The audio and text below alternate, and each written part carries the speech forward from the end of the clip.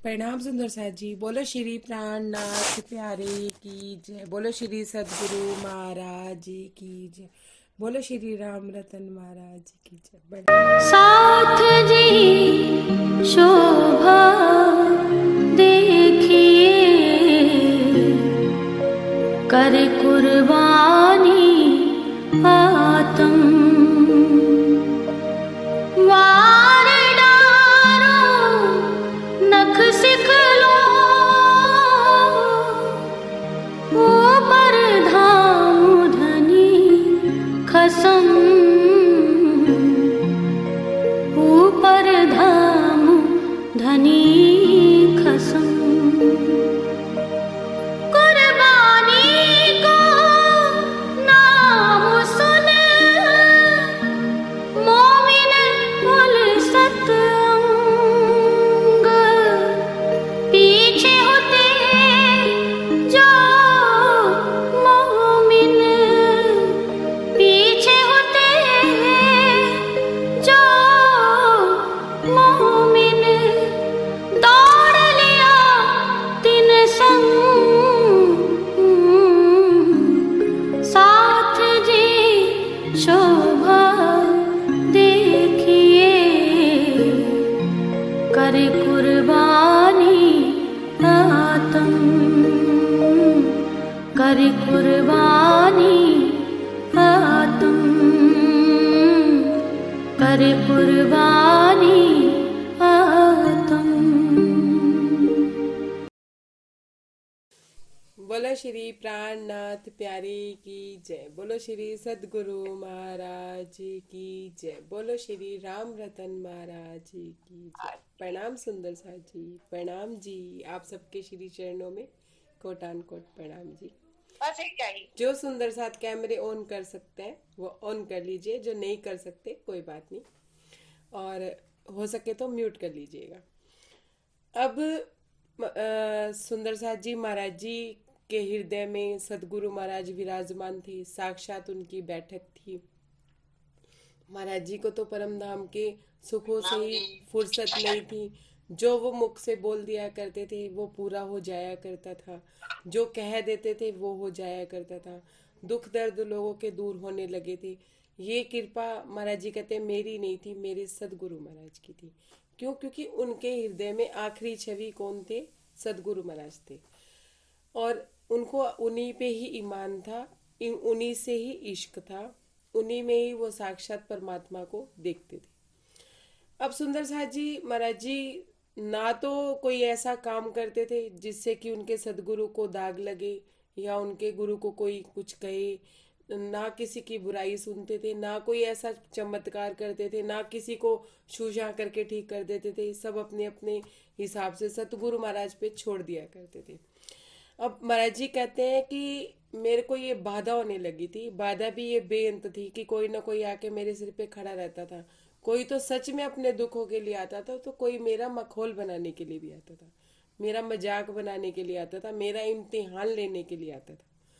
तो महाराज जी कहते हैं मैं विचलित नहीं होता था, लेकिन मेरी भजन बंदगी में इस बात का फर्क पड़ता था कि मेरा समय व्यर्थ जाता था। सुंदर साथ जी महाराज जी कहते हैं अभी अभी एक से तो निपटे ही थे, जो आके महाराज जी के आगे सदगुरु की निंदा कर रहा था, उससे तो महाराज जी निपट गए थे।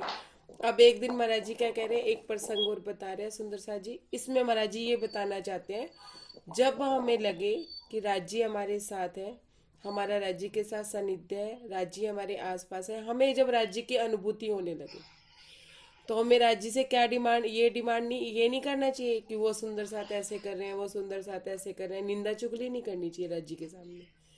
उनके साथ प्रसंग क्या होने चाहिए? परम धाम के प्रसंग होने चाहिए। सुंदर साथ जी अब हमने निंदा चुगली तो नहीं कही, लेकिन हम क्या कर रहे हैं? हम कह रहे हैं हमारे घर ये हो जाए, हमारे घर वो हो जाए। महाराज जी ऐसा कोई चमत्कार कर दो कि सारी व्यवस्था बैठ जाए। महाराज जी ऐसी कोई चमत्कार कर दो कि हमारा जीवन सरल हो जाए।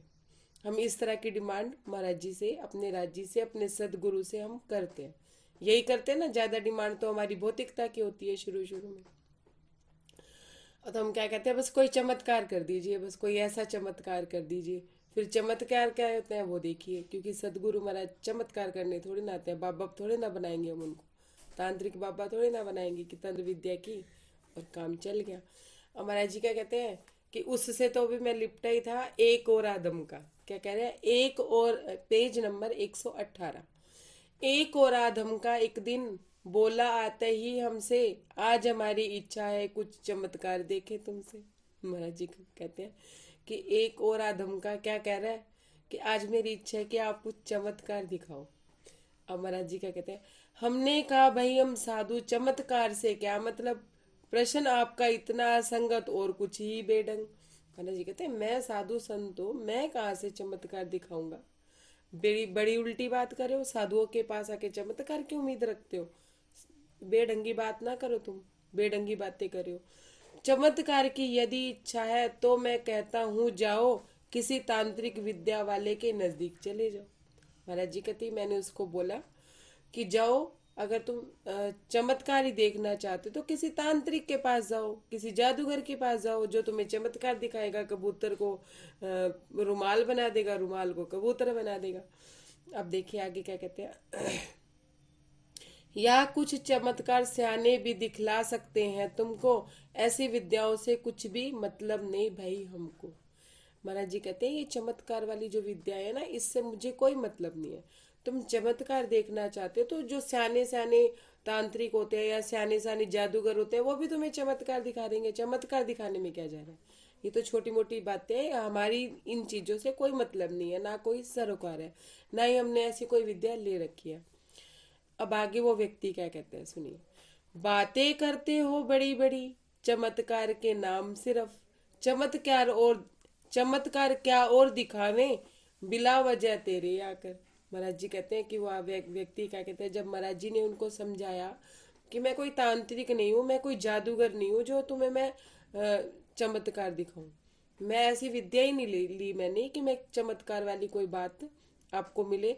तो वो क्या कहते हैं, अच्छा बड़ी बड़ी बातें करते हो तुम तो, परम धाम की बातें करते हो, इतने गुर्ज, इतने दरवाजे, इतने वो, और चमत्कार के नाम पे कुछ भी नहीं है, मतलब दिखावा है तेरे पास और कुछ नहीं है, बिना वजह ही लोगों को परेशान करते हो तुम।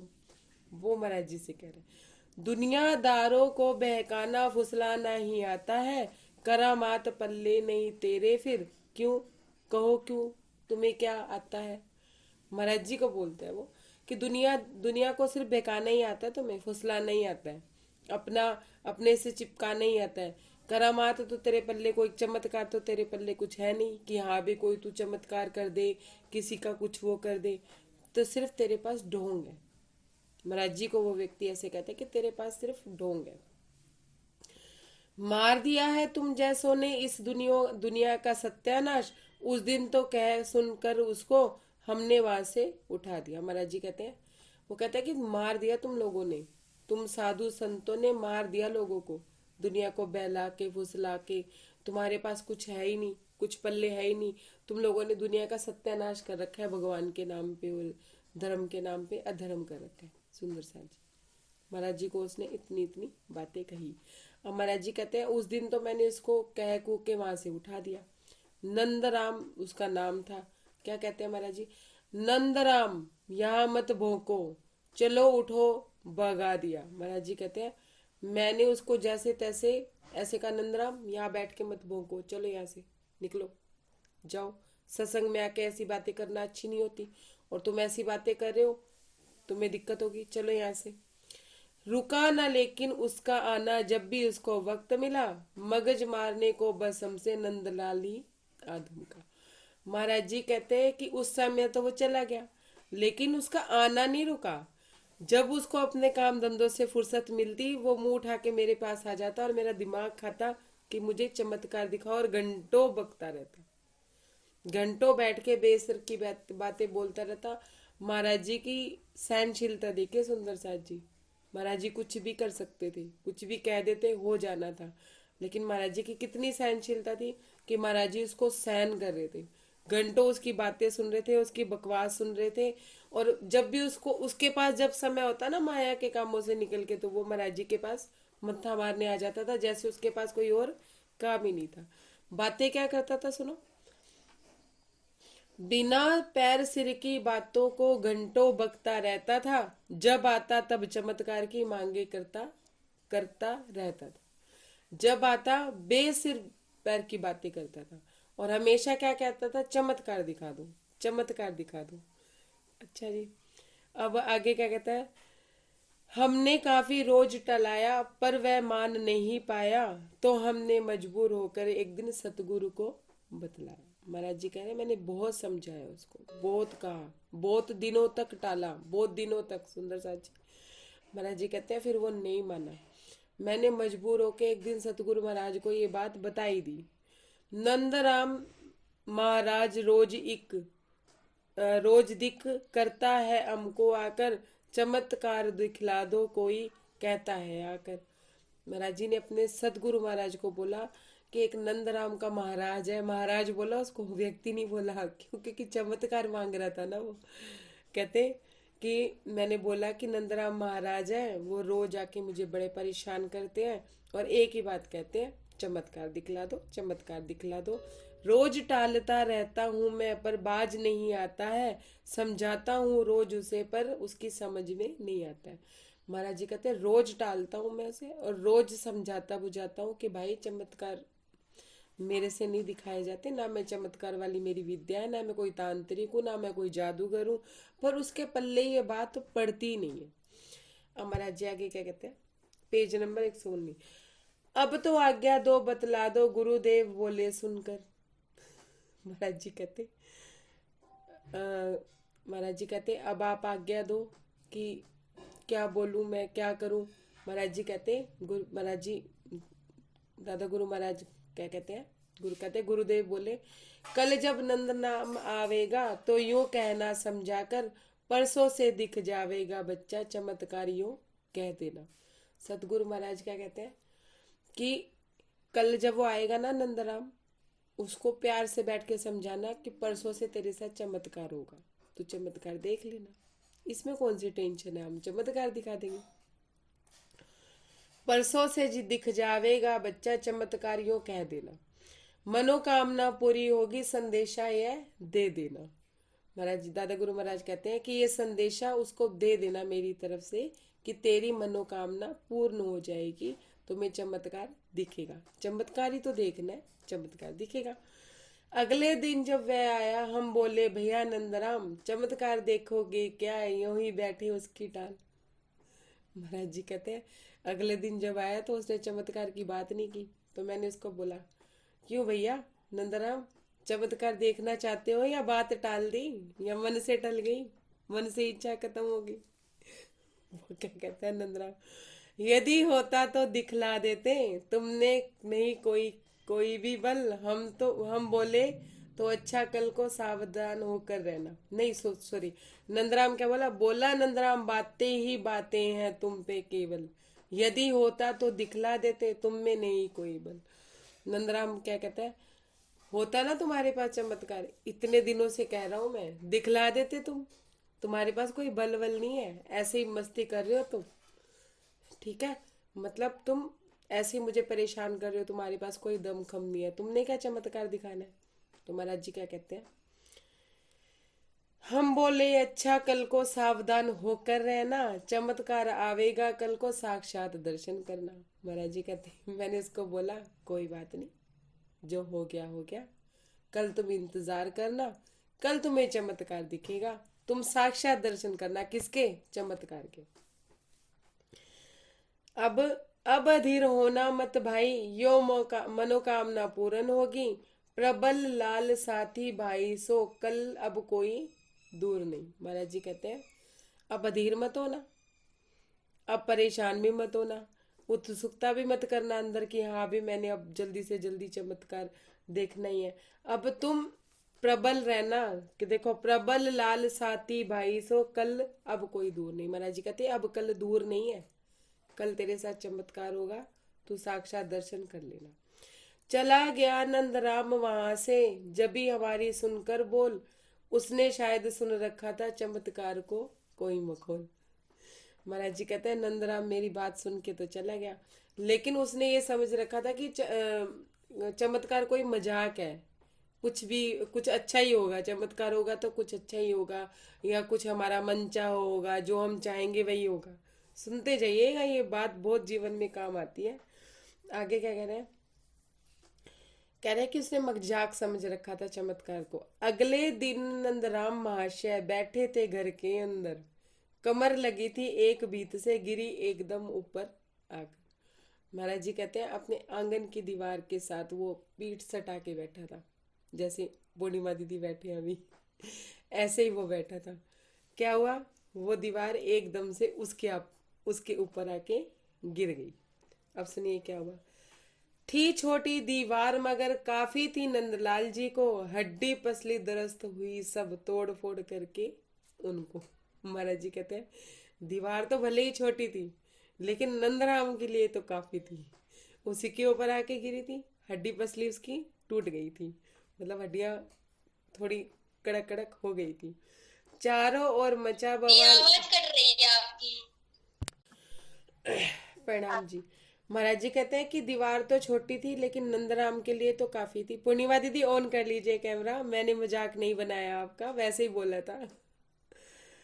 तो अब क्या कहते हैं कि नंदराम के ऊपर दीवार गिरी तो उसकी हड्डी पसली में दबाव आया, चारों ओर बवाल मचा, भगदड़ लोगों में मच गई कि क्या क्या हुआ कि नंदराम दीवार के नीचे दब गया, नंदराम दीवार के नीचे दब गया। ऐसा सुन के सब लोग उनके घर दौड़े। जैसे तैसे आदमियों ने बाहर उसे निकाला, चिंताजनक मगर हालत थी, जैसे वो प्राणा अंत हुआ। महाराज जी कहते हैं कि जैसे तैसे आदमियों ने उसको बाहर निकाला और चिंताजनक हालत थी उसकी, बहुत खराब हालत थी, जैसे उसके प्राणों का अंत ही हो गया हो। चारों ओर उड़ी अफवाह, नंदलाल दब के मर गया। चारों तरफ अफवाह उड़ी, क्या उड़ी? कि नंदलाल जी जो है वो दब के मर गए। कुछ उसके घर के संबंधी अपनी कुटी पर आ पहुंचे। महाराज जी कहते हैं कि उसके घर के कुछ लोग मेरी कुटिया पे आके पहुंच गए, कि उनको पता है कि यही कर सकते हैं सही, उन्हीं के पास ही हो जाता था जब उसे समय मिलता था, जब उसका समय बच जाता था वो जाके उन्हीं का ही सिर खाया करता था। हंसा बहन पढ़ लो आगे, उन 120 नंबर पेज, प्रसंग पूरा होएगा ना। प्रणाम जी। प्रणाम जी सुंदर साथ जी, प्रणाम जी। महाराज जी कहते हैं कि बाध्य किया घर लेकर चलने को, पर हमने इनकार किया। महाराज जी कहते हैं कि मुझे सब लोगों ने बाध्य किया, मुझे जिद करने लगे कि हमारे साथ चलो, उनके घर चलो। हमने क्या कहा? जब तक गुरु महाराज ना जावे हमने आने को मना किया। महाराज जी कहते हैं कि जब तक मेरे गुरुदेव मेरे साथ नहीं चलेंगे तब तक मैं नहीं जाऊंगा, उनके बिना अन्य के द्वारे जाएंगे हम कभी नहीं। सुनकर के गुरु जी को लेने उनमें से भग गए सभी। महाराज जी कहते हैं कि जब मैंने उनको कहा कि मैं किसी के द्वारे पे अपने गुरु महाराज के बिना नहीं जाऊंगा, तो ऐसा सुन के कुछ लोग महाराज जी को दादा गुरु महाराज को लेने के लिए चले गए। एकत्रित हम दोनों को कर चले साथ में ले करके हमने नंदराम को देखा उसके घर पर जा करके। महाराज जी कहते हैं कि वो दादा गुरु महाराज को ले आए और हम दोनों को इकट्ठे करके हमें उनके घर ले गए, नंदराम जी के घर। हम नंदराम जी के घर पहुंचे। जब हम उनके घर पे जाके हमने देखा, नंदराम जी को देखा, तो हमने क्या देखा? इतना होश उसे बाकी था ताकि हमको पहचाने, हमें देखते ही वह एकदम लगा जोर से डकराने। महाराज जी कहते हैं कि उसकी हालत बहुत ज़्यादा खराब थी, लेकिन उसे होश था, इतना होश था कि उसने हम दोनों को पहचान लिया था कि हम आ गए हैं, और एकदम से ही हमें देखते जोर जोर से बोलने, मतलब जोर जोर से बोलने लगा, बोलने की कोशिश करने लगा, डकराने लगा। मुझे माफ कर दो जल्दी, क्योंकि मैं जाने वाला हूँ, मैं आपका हूँ अपराधी, सजा भुगतने वाला। महाराज जी को कहते हैं वो, दादा गुरु महाराज को और महाराज जी को, कि आप मुझे जल्दी से माफ कर दो, और मैं जाने वाला हूँ, अब मैं बचने वाला तो हूँ नहीं, अब आप मुझे जल्दी से माफ कर दो, मैं आपका अपराधी हूँ, अब मैं सजा भुगतने के लिए तैयार हूँ। मैंने चमत्कार देखने के लिए कहा था और आपने मेरे को चमत्कार दिखाया, अब मैं बचने वाला नहीं हूँ। महाराज जी क्या कहते हैं? नंदराम, महाराज जी क्या कहते हैं? नंदराम क्या कहता है?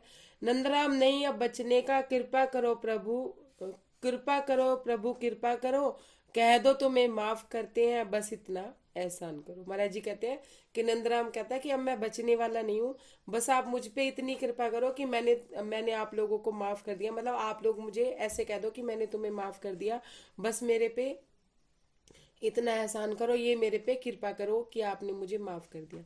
कह दो तुम्हें माफ करते हैं, बस इतना एहसान करो, बोले गुरु महाराज भाई। महाराज जी कहते हैं कि वो कहते हैं कि बस इतना कह दो कि मैंने तुम्हें माफ कर दिया, बस ये मेरे पे एहसान कर दो। अब महाराज जी क्या, दादा गुरु महाराज क्या बोलते हैं, बोले गुरु महाराज भाई, अरे भाई नंदराम क्यों जाते हो, इतने तुम हताश क्यों हो, मरु मरु चिल्लाते हो। महाराज जी, दादा गुरु महाराज क्या कहते हैं, कहते हैं अरे भाई नंदराम भाई तुम इतने हताश कैसे हो गए, तुम्हें तो पहले ही बताया था अधीर मत होना, परेशान मत होना, अब तुम्हें चमत्कार दिखेगा, तुम ऐसे कैसे जाते हो, और मरना मरना मैं मर रहा हूँ, मैं मर रहा हूँ, मैं जा रहा हूँ, मैं जा रहा हूँ, ऐसे क्यों चिल्ला रहे हो, चिल्लाने से क्या हो जाएगा, कुछ नहीं होगा, चमत्कार तो अभी बहुत है, उनको कौन संभालेगा, यदि तुम चले गए तो उनको कौन देखे वालेगा। महाराज जी कहते हैं नंदराम को, अरे भाई अभी तो चमत्कार एक ही हुआ है, चमत्कार तो अभी बहुत सारे बाकी हैं, उन्हें कौन संभालेगा, उन्हें कौन देखेगा, तुम तो चमत्कार देखना चाहते थे, अभी तो तुम्हारे लिए तो चमत्कार दिखा रहे थे हम, तुम चले जाओगे तो उन्हें कौन संभालेगा, तो मरु मरु क्यों चिल्लाते फिरते हो। अब क्या कह रहे हैं, यदि तुम चले गए तो उनको कौन भालेगा, व्यर्थ जाएंगे वे बेचारे, वरदान था तू ही एक, तू ही चला गया तो उन पर क्या बीतीगी ये देख।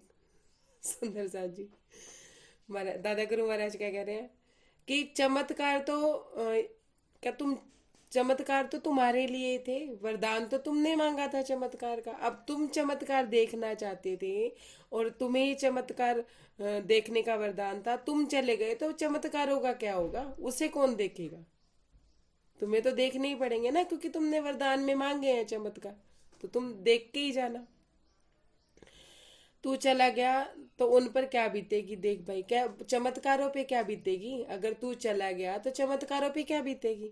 अब कहते हैं गुरुदेव एकदम खड़े होकर घर चलने को, किंतु आग्रह नंद लाल ने हमको की हमको रुकवाने को। महाराज जी, दादा गुरु महाराज ऐसे कहते हुए, भाई चमत्कार तो भी बहुत देखने हैं तुम्हें, तुम्हारे बिना चमत्कार कौन देखेगा।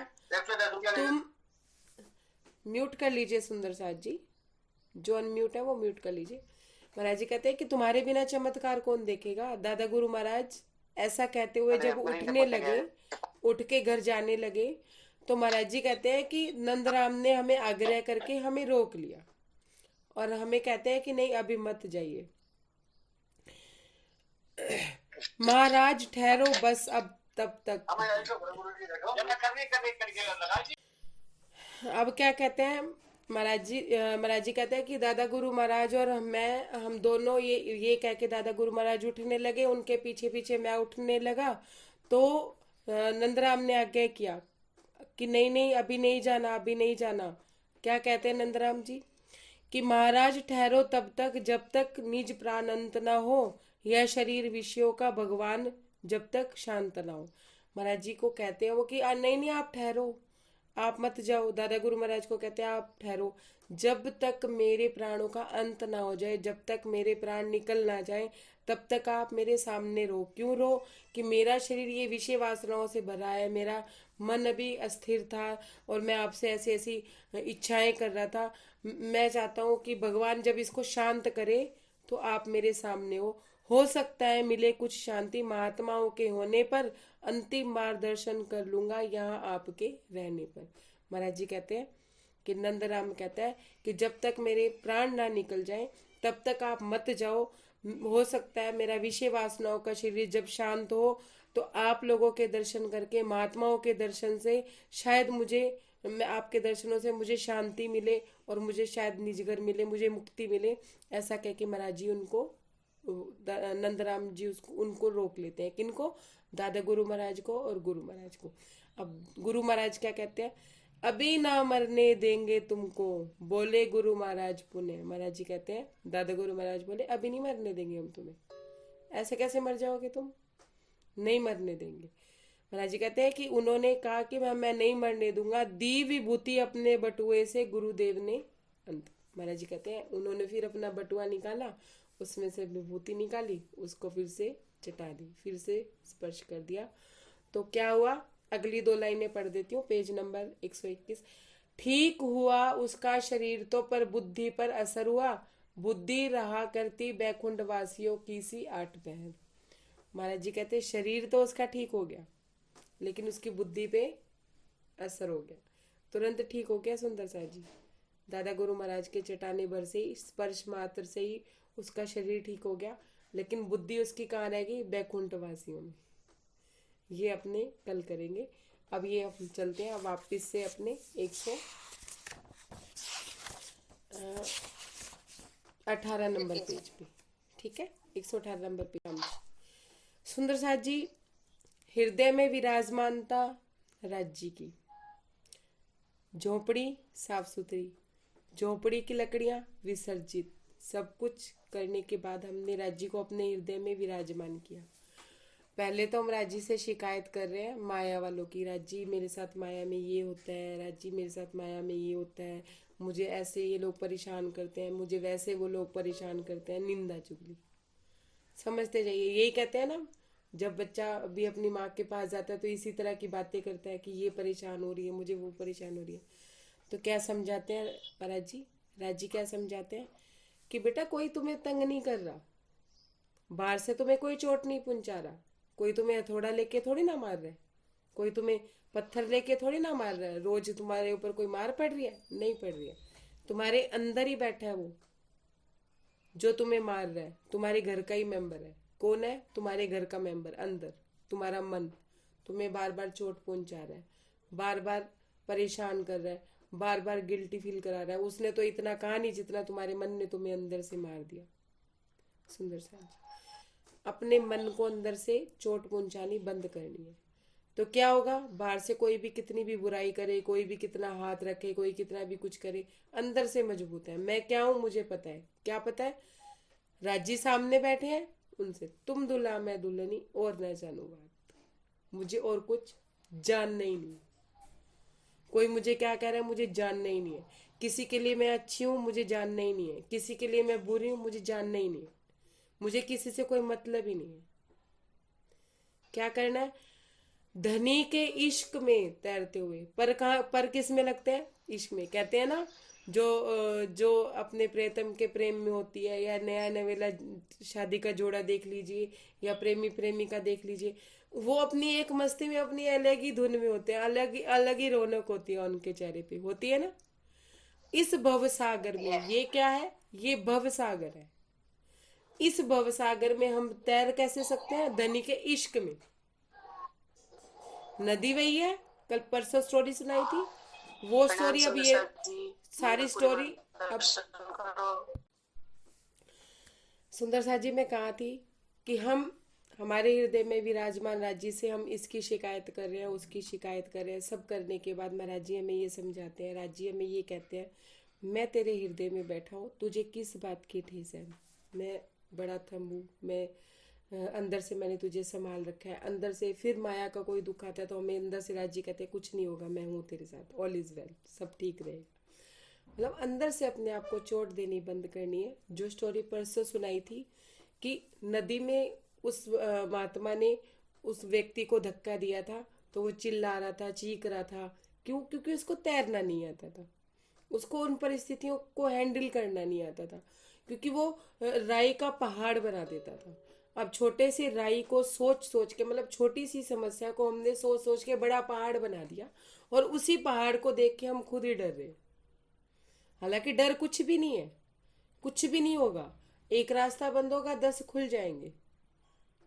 एक रास्ता बंद होता है तो राजी 10 रास्ते खोल देते हैं। राजी सोच के बैठे होते हैं कि किसी को क्या देना है, किसको क्या देना है, किसको किस समय कैसा देना है, किसको किस समय कैसा देना है।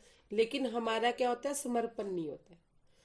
तो सुंदर सा जी हमें क्या करना है, इस भव सागर को तैर के पार करना है। और तैरने में जो पंख होंगे वो किसके होंगे, इश्क के और ईमान के। रास्ता क्या है सुंदर साथ जी, अब सब बोल के बताएंगे। ईमान का रास्ता क्या है, और ईमान का और इश्क का और ईमान का। पहले ईमान का। अब तक महाराज जी की ईमान की परीक्षा हो रही थी। कितना ईमान की परीक्षा हुई, किस हद तक हुई कि महाराज जी का चेहरा भी घोंसला बन गया, बालों में से जुएं निकलने लगी, फिर भी ईमान था कि तुम मिलेगा। अब इश्क किससे है? अपने सदगुरु महाराज से। अपने सदगुरु महाराज के बिना कहीं जाते नहीं है, कहीं पैर धरते नहीं है। चाहे अब ये नहीं सोच रहे कि मेरी ख्याति बढ़ रही है, मेरा नाम बढ़ रहा है, नहीं, उनको इस चीज की परवाह नहीं है कि मुझे मेरे गुरु महाराज जहाँ जाएंगे मैं वहीं जाऊंगा, जहाँ मेरे राज्य होंगे वहीं मैं होऊंगा। वो एक गाना है ना, जिस गली में तेरा घर ना हो बालमा, उस गली से हमें तो गुजरना नहीं। जिस हृदय में राजी महाराज ना विराजमान हो, जो जो रूह सुंदर साथ ना हो, जो रूह जीव सृष्टि हो, उनकी गलियों से हमें नहीं गुजरना, हमें कोई मतलब नहीं है। तुम राज्य को नहीं जानते, हम तुम्हें नहीं जानते, बात खत्म। सुंदर सा जी, जिस घर में मेरे राज्य विराजमान है, जिस घर में, इस घर में, भौतिक घर में नहीं, इस घर में जहाँ राज्य विराजमान है, उससे मेरा संबंध है। वो मेरी रूह है, मेरा अंग है, हम एक ही घर के हैं। ठीक है। अब हमने इतनी वो कर ली और भवसागर में धनी के इश्क के प्रेम के बल पे हमने तैरना शुरू कर दिया, तो कोई भी परिस्थिति हमें परेशान कर ही नहीं सकती। क्योंकि जब भी कोई परिस्थिति ऐसी होगी, राजी हमारे दोनों कान पकड़ के ना ऐसे चेहरा अपनी तरफ करके कहेंगे, मुझे देख, तू सुनी मत माया की। जब सुनाई नहीं देगी तो अंदर नहीं जाएगी, सुनाई नहीं देगी तो उस तरफ आंखें नहीं जाएंगी, आंखें उस तरफ नहीं जाएंगी तो दिखाई नहीं देगी, और दिखाई नहीं देगी तो राज्य ने इशारे से माया को कहना, निकल पीछे से। क्यों? क्योंकि वाणी में लिखा है, जहाँ पे राज्य होते हैं वहां दज्जाल दरवाजे पे खड़ा रहता है, अंदर नहीं आता। अब हमारे हृदय में राज्य विराजमान है। सबसे पहले कौन विराजमान है? राज्य विराजमान है। फिर श्यामा जी विराजमान है। हमें सदगुरु मिले, हम राज्य से जुड़े, हमें सदगुरु मिले, 12,000 का परिवार मिला। अब हमें भीड़ पसंद है, पहले माया की थी, अब राज्य की होगी, 12,000 सखियां होगी। अब किस दरवाजे से माया घुसेगी? जिस दरवाजे पे से घुसेगी ना, उस तरफ सखी खड़ी होएगी। मेरी सखी के अंदर घर नहीं करना, मैं खड़ी हूँ। दूसरी तरफ से घुसेगी तो 12,000 सखियों में से, नहीं, मेरे घर, मेरी सखी के घर अंदर प्रवेश नहीं करना। हर तरफ से 12,000 सखियां पहरा दे रही हैं कि माया नहीं अंदर ही आनी चाहिए, आने चाहिए। किसी सुंदर साथ को अंदर आना है तो वो आ जाए, लेकिन माया अंदर नहीं आनी चाहिए। सुंदर साथ जी आ ही नहीं सकती। अब माया बार बार तांडव करती रहेगी, नाचती रहे, चाहे गाती रहे, चाहे सुरीले राग बजाती रहे, लेकिन रूह को कोई फर्क पड़ने वाला नहीं है। अब क्या हुआ? अब हमने बुराई करनी तो छोड़ दी, सुंदर साथ की भी बुराई छोड़ दी, माया की भी बुराई छोड़ दी। अब हम सतगुरु महाराज को क्या कह रहे हैं? महाराज जी कोई चमत्कार दिखाओ ना, कोई ऐसा चमत्कार करो कि आप मेरे सामने आ जाओ, कोई ऐसा चमत्कार करो राजी, आप मुझे दिखते नहीं हो, राजी आप मुझे मिलो, कोई चमत्कार दिखाओ। चाहे यही दिखाओ कि माया में ये हो रहा है, वो हो रहा है, मतलब ऐसे नाच नचाओ, ऐसा कुछ करो, मतलब कुछ दिखाओ, कुछ देखना है, कुछ परम धाम दिखाओ, कुछ ये करो, कुछ फूल बाग दिखाओ, कुछ नूर बाग दिखाओ। हमें सुंदर साथ जी राज्य के सामने बैठ के कुछ भी मांगना ही नहीं है। ना राज्य को राज्य से, ना परमधाम मांगना है, ना कोई चीज मांगनी नहीं है। क्यों नहीं मांगनी है सुंदर साथ जी? जब पूरे राज्य हमारे सामने आ गए तो सब कुछ हमारे सामने ही आ गया ना। जब राज्य हमारे हृदय में विराजमान हो गए तो जब वो देंगे तो अपनी मर्जी से देंगे ना। उनको नहीं पता हमें किस समय पे क्या जरूरत है, पात्रता बनाएंगे तभी देंगे ना। हम राज्य से कह रहे हैं चमत्कार दिखाओ, मुझे नूर बाग दिखे, मुझे चमत्कार दिखाओ, मुझे फूल बाग दिखे। हाँ, राज्य से बात करो, सिर्फ किसकी? परम धाम की। प्रसंग छेड़ो परम धाम की, सदगुरु से प्रसंग छेड़ो परम धाम की, लेकिन डिमांड नहीं करनी। अब क्या हुआ? हमने क्या बोला था? आवो जी वाला मारे घेर, आवो जी वाला, है ना। अब हम चमत्कार क्या मांग रहे हैं? हम रोज हमारे हमने कहा राजी आवो जी वाला हमारे घेर, राज्य हमारे हृदय में विराजमान होके बैठ गए। और हम रोज क्या कह रहे हैं? हम राज्य से आवो जी वाला मारेंगे, रावो जी वाला मारेंगे। राज्य कहते हैं घर में बैठा हूँ, वो तो देख नहीं रही है और बार बार कह रही है आवो जी वाला मारेंगे, आवो जी वाला मारेंगे, कि चमत्कार दिखाओ, मेरे घर आके बैठो।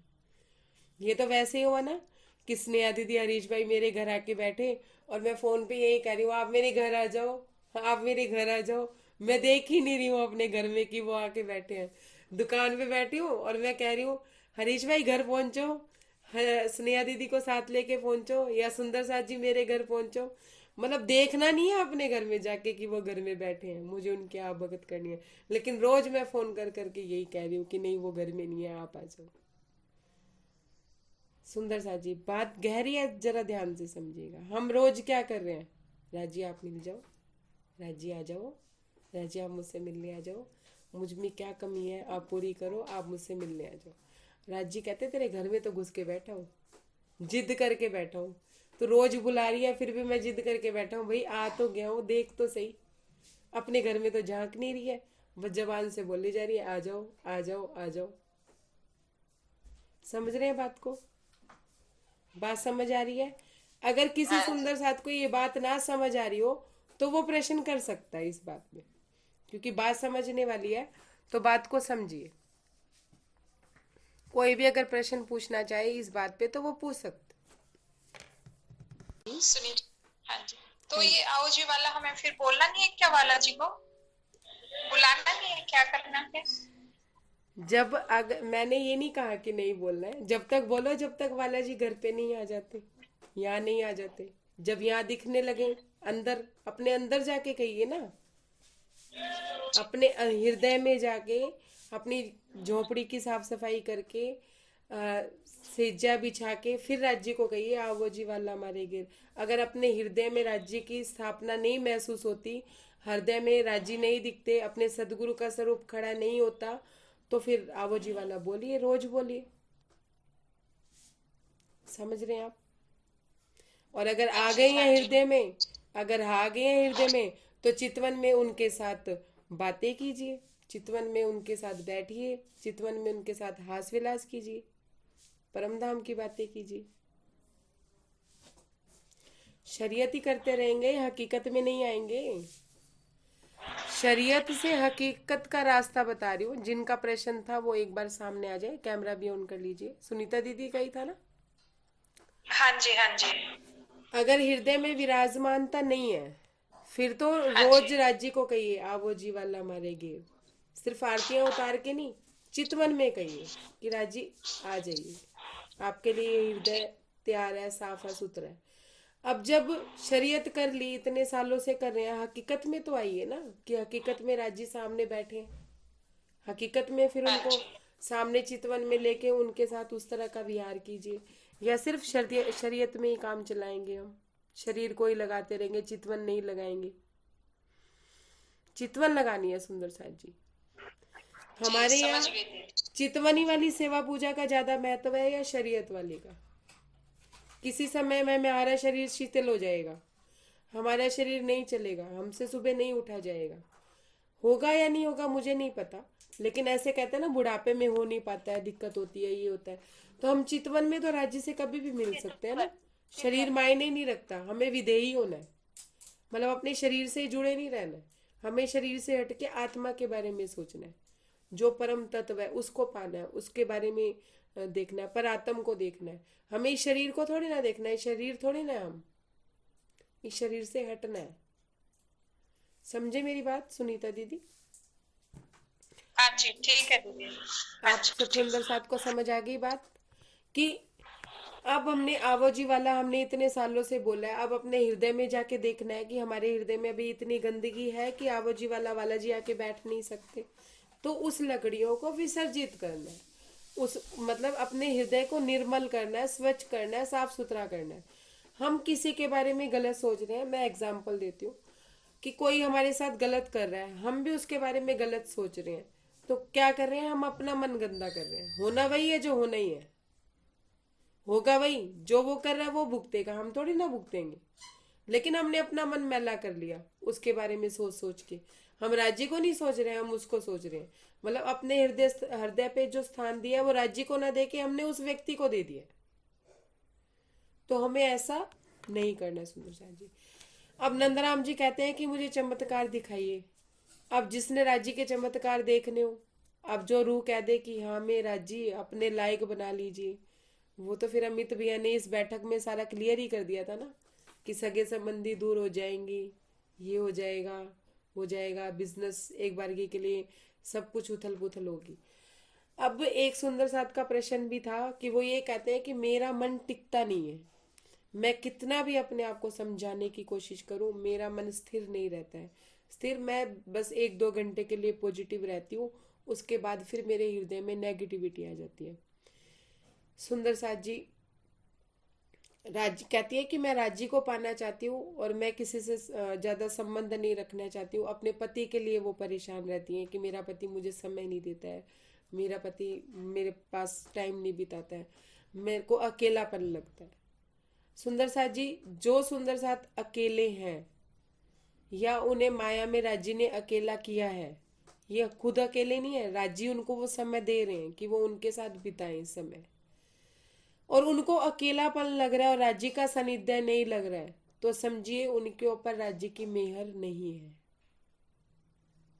फिर आंसर कटु है, फिर सच तो बोलना ही पड़ेगा ना।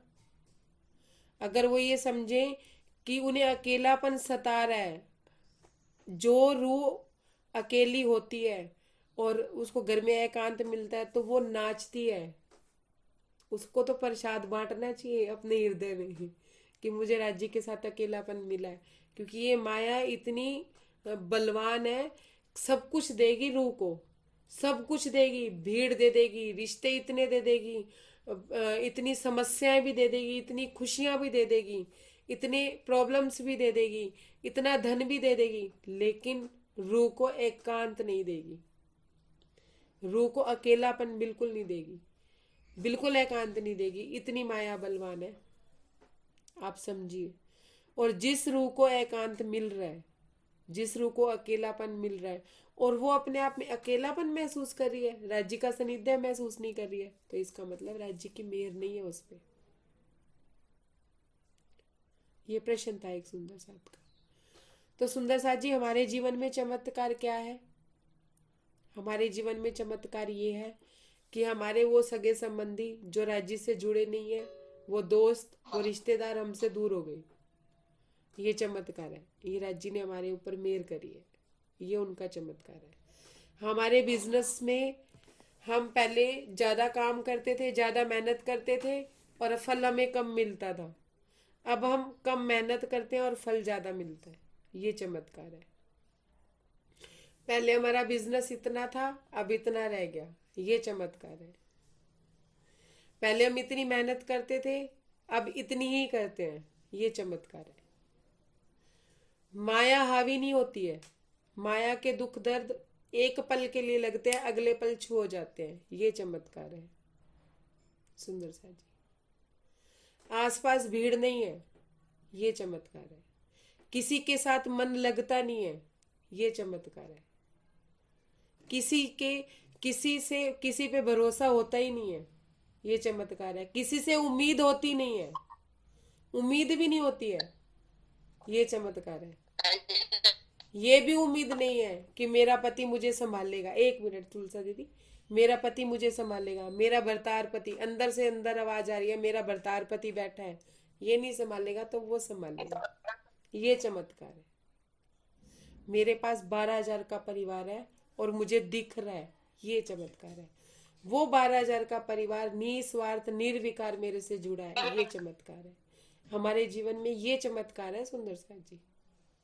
हमें भौतिकताओं के चमत्कार नहीं देखने कि बिजनेस बड़ा हो गया, हमें किसी पद प्रतिष्ठा पे बिठा दिया गया, हमें अच्छी नौकरी मिल गई, ये चमत्कार नहीं है। हम एक कपड़े में हैं और हमें राज्य का इश्क मिल रहा है, ये चमत्कार है। ये चमत्कार। हमारे पास कुछ नहीं है लेकिन हमें कोई परवाह भी नहीं है, ये चमत्कार है। हमारे पास अगले टाइम का खाना भी नहीं है, बनेगा या नहीं, मतलब है सब कुछ, लेकिन अगले टाइम का खाना बनाने की चिंता भी नहीं है। क्यों नहीं है? राज्य में लगे हैं। अगर बैठे हैं, अगर 4 घंटे और बैठे हैं तो बैठे हैं, हमें अगले खाने की चिंता नहीं है, अपने लिए भी चिंता नहीं है, तो ये चमत्कार है। धनी के इश्क में भूख नहीं लग रही है, ये चमत्कार है। थोड़ा खाया पेट भर गया, ये चमत्कार है जो मेरे साथ हुआ है अभी अभी। ये चमत्कार है। ये सब चमत्कार हमारे साथ ऑटोमेटिकली हो रहे हैं। क्यों? क्योंकि राज्य की खूब खूब मेहर हो रही है। सुंदर साथ जी, ये चमत्कार है। ये चमत्कार नहीं है कि किसी के घर बच्चा हो गया, ये चमत्कार है। किसी के घर बिजनेस सेट हो गया, ये चमत्कार है। अच्छी नौकरी लग गई, ये चमत्कार है। बिजनेस में फुर्सत ही नहीं है, ये चमत्कार है। ये चमत्कार नहीं है सुंदर साथ जी। ये तो कह रहे हैं हमारे ऊपर, राजी और बिजी कर रहे हैं, और बिजी कर रहे हैं, और बिजी कर रहे हैं कि बिजी रह, बिजी रह, बिजी रह, कि तुझे मेरे लिए टाइम ही ना मिले। क्यों? क्योंकि तूने क्या किया था? निंदा चुगली किसकी? सुंदर साथ की। तूने क्या किया था? चमत्कार मांगा था। चमत्कार चाहिए, ले चमत्कार। तूने मांग के लिया चमत्कार। तूने मुझे जबान से तो मुझे मांगा, लेकिन अंदर चमत्कार क्या मांग रही है? कि मेरे घर में ये हो जाए, मेरे घर में वो हो जाए, मेरा घर सुंदर बन जाए, मेरा परिवार सुखी हो जाए। तुमने मन से ये मांगा, मुंह से राजी मुझे मांगा। हाँ जी, प्रणाम। ये चमत्कार नहीं है। चमत्कार ये है जो हमारे पे है। हमारे घर बच्चा नहीं है, ये भी एक चमत्कार है। राज्य को देने में क्या लग रहा है? उन्होंने तो 1 मिनट लगाना है, एक चुटकी बजानी है, ब्रह्मांड रोक देते हैं वो। मेरे घर बिजनेस नहीं है, ये चमत्कार है। अगर कम है, काम तो चल रहा है ना, भूखे तो नहीं रह रहे, लेकिन राज्य में लगे तो चमत्कार है। और राज्य में ना लगे और काम भरपूर हुआ, बिजनेस भरपूर हुआ और राज्य में नहीं लगे, तो वो चमत्कार नहीं है, वो कहर है। और अगर काम भरपूर है और फिर भी राज्य में लगे हैं, धनी तेरी सेवा, तेरी सेवा, सेवा समझ के कर रहे हैं, और अपनी इनकम का कुछ अंश राज्य की सेवा के लिए निकाल रहे हैं, तो वो चमत्कार है। राज्य तुमसे सेवा करवाने के लिए तुम्हें धन दे रहे हैं और तुम उसमें से कुछ अंश राज्य के लिए लगा रहे हो। राज्य ने ज्यादा सेवा करानी है तो 18 झांझन भाई जी के 2 कारखानों से 18 कारखाने हो गए थे। लालदास जी से सेवा नहीं करानी थी, कोई और सेवा लेनी थी, तो उनके 99 जहाज डूब गए थे। भाव तुम्हारा है कि तुम किस भाव में चल रहे हो, चाहना तुम्हारी है। सुंदर सा जी, चमत्कार समझिए अपने जीवन में, अगर कोई चमत्कार समझना चाहता है। तुलसा दीदी, आप बोलिए, क्या कह रहे थे आप? ये वाली जो आप समझ रहे थे ना, यही था हमारा। ये पति भी साथ नहीं देते हैं कोई।